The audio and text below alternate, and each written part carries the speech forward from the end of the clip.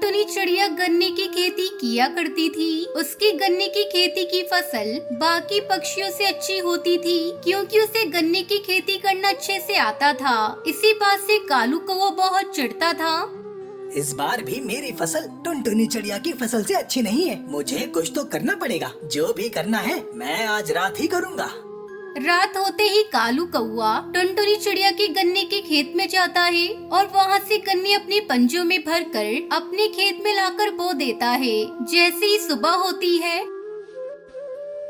टुनटुनी चिड़िया ने अपनी फसल देखी। उसकी सारी फसल खत्म हो गई थी। ये देखकर वो बहुत रोई। 2 दिन बाद किसान कौवा देखता है कि जो गन्ना वो टुनटुनी के खेत से लाया था वो सब सूख चुका था और वो गन्ने की फसल बर्बाद हो गई थी। तब तक आप लोग कमेंट में बताएं 29 - 24 कितने होते हैं।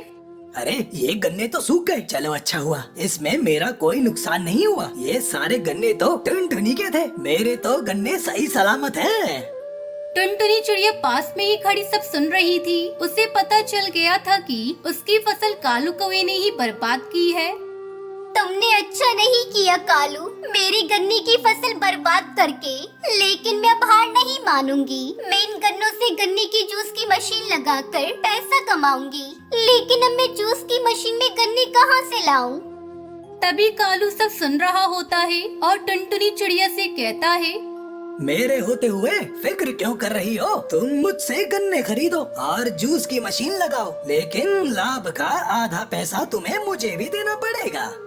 ये सुनकर टुनटुनी चिड़िया दुखी हो गई, लेकिन उसके पास कोई दूसरा रास्ता नहीं था। इसलिए वो आधे लाभ पर ही कालू कौवे से गन्ने खरीदने को तैयार हो गई। टुनटुनी चिड़िया कालू कौवे से गन्ने खरीदने लगी और गन्ने का जूस बनाकर बेचने लगी। उसका जूस बहुत स्वादिष्ट होता था, इसलिए जंगल के सभी पक्षी जूस खरीदने लगे और टुनटुनी चिड़िया की बहुत बिक्री होने लगी।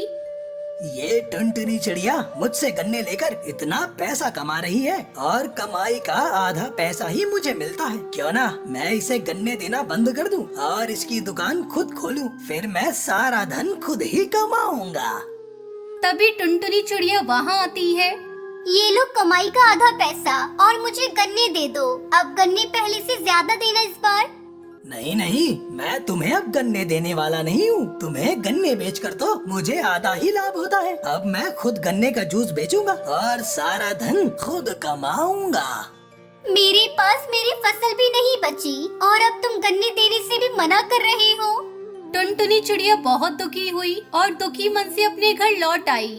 गन्ने का जूस तो बहुत बिक रहा है। मैं सारे गन्ने एक बार ही काटकर उन्हें एक बार ही बेच देता हूँ। ये कहकर कालू कौवा खेत के सारे गन्ने एक ही दिन में काट देता है और गन्ने की जूस की मशीन लगाता है। तभी एक चिड़िया उड़ते हुए जूस पीने के लिए आती है। यहाँ तो टुनटुनी चिड़िया जूस बेचती थी, वो कहाँ चली गई? मैं तो उसी से ही जूस पीने आती थी। टुनटुनी को भूल जाओ, अब से यहाँ मैं ही जूस बेचा करूँगा। तुम्हें लेना है तो बताओ, नहीं तो जाओ यहाँ से। यहाँ टुनटुनी का गुणगान मत करो। लाओ अंकल, एक गिलास जूस दीजिए, मैं भी तो देखूं कैसा लगता है आपका जूस। जैसे ही बुलबुल जूस पीती है वो कहती है, आथू, ये कैसा जूस है? ये तो कड़वा है। तुम टुनटुनी चिड़िया जैसा जूस नहीं बना सकते। मैं अब कभी यहाँ रस पीने नहीं आऊंगी। मैंने अपनी सारी फसल काट कर रख दी है, लेकिन कोई जूस नहीं खरीद रहा है। अगर किसी ने जूस नहीं खरीदा तो मेरे सारे गन्ने सूख जाएंगे। इस तरह किसी को भी कालू कौवे का गन्ने का जूस पसंद नहीं आया और कोई भी उसके गन्ने की दुकान पर जूस पीने नहीं जा रहा था। कालू कौवा बहुत परेशान हो चुका था। वो टुनटुनी चिड़िया के पास मदद मांगने के लिए जाता है। टुनटुनी चिड़िया, मुझे माफ कर दो। मैंने तुम्हें गन्ने देने से मना कर दिया था। मैंने खुद से जूस बेचना चाहा, लेकिन उसे कोई नहीं ले रहा। अब तुम मेरे गन्नों का जूस बनाकर बेच सकती हो। मैं तुमसे आधा लाभ भी नहीं लूँगा। तुम परेशान मत हो, मैं तुम्हारे साथ चलती हूँ। इस तरह टुनटुनी चिड़िया को कालू कौवे पर दया आ गई और वो फिर से गन्ने का जूस बनाने लगी और फिर से खुशी खुशी पक्षी टुनटुनी चिड़िया के गन्ने का जूस पीने के लिए आने लगते हैं। कश्मीर में टुनटुनी चिड़िया अपने पति हरिया किसान के साथ रहती थी। उसके 2 बच्चे थे, बेटे का नाम कालू और बेटी का नाम टूनी था। हरिया तोता अपने खेतों में केले उगाकर बेचा करता था और उससे अपने घर का खर्च चलाता था। कई सालों बाद इस बार हरिया किसान के खेत में केले की अच्छी फसल हुई थी। केले की अच्छी फसल देखकर टुनटुनी चिड़िया अपने पति से कहती है, सुनिए जी, इस बार ऊपर वाले की कृपा से अच्छी फसल हुई है। इन्हें बेचकर जो पैसे मिलेंगे उनसे हम अपना पक्का घर बनाएंगे और अपने बच्चों का भी अच्छे स्कूल में दाखिला करा देंगे। इस बार हमारे सारे सपने पूरे हो जाएंगे। हाँ, शायद भगवान को हमारी गरीबी देखकर हम पर दया आ गई। इस बार हमारे सिवा किसी की भी केले की फसल अच्छी नहीं हुई। मैं कल ही सारी फसल को ले जाकर शहर में बेच दूंगा। अगले दिन हरिया तोता जब केले की फसल बेचने शहर जाने लगता है, तब टूनी उससे कहती है, पापा आप मेरे लिए शहर से क्या लाओगे? तू ही बता दे, जो तू कहेगी मैं वही लाऊंगा। पापा आप मेरे लिए शहर से एक सुंदर सी गुड़िया लेते आना।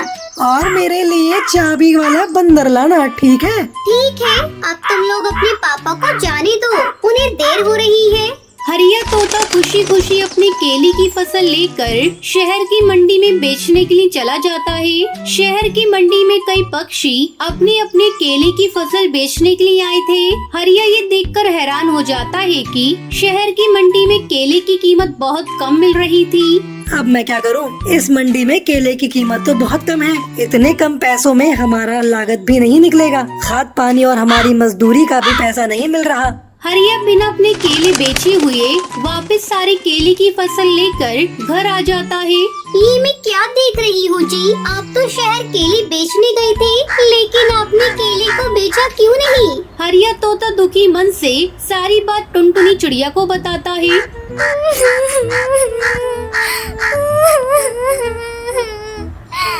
हे भगवान, हमारे सारे सपने टूट गए। अब हम क्या करेंगे? कोई बात नहीं, आप सारी केले को एक कमरे में रख दो।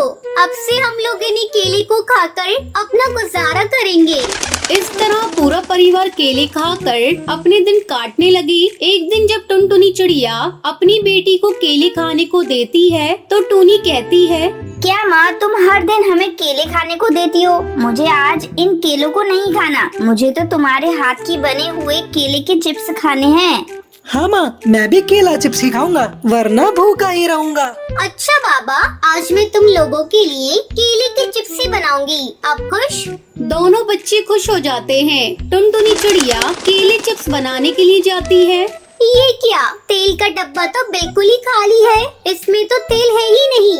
ऐसा करती हूँ, मैं बिना तेल के तवे पर सेक देती हूँ। फिर टुनटुनी केले को बारीक काट कर चिप्स बनाती है। आओ बच्चों, तुम्हारा मनपसंद केला चिप्स तैयार है। दोनों बच्चे केला चिप्स खाते हैं। माँ आज के केला चिप्स तो पहले से भी ज्यादा स्वादिष्ट है। टुनटुनी भी केला चिप्स खाती है। उसे विश्वास नहीं हो रहा था कि उसने केले की इतनी स्वादिष्ट चिप्स बनाए हैं।